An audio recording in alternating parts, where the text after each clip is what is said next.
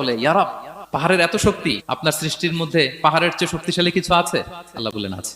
সেটা কি? আল্লাহ বললেন সেটা লোহা, কারণ লোহা দিয়ে পাহাড় কাটা যায়, ঠিক কিনা? লোহার কথা শুনে ফেরেশতারা অবাক।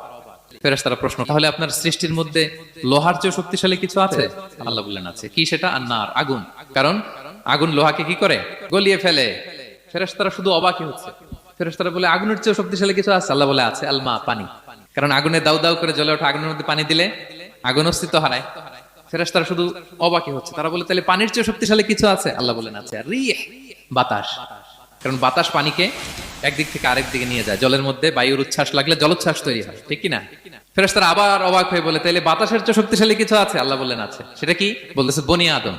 ওই মানুষ শক্তিশালী যে গোপনে দান করে, এত গোপনে যে ডান হাত কি দান করলো, বা হাত সেটা টের পায় না। পড়েন সুবহানাল্লাহ।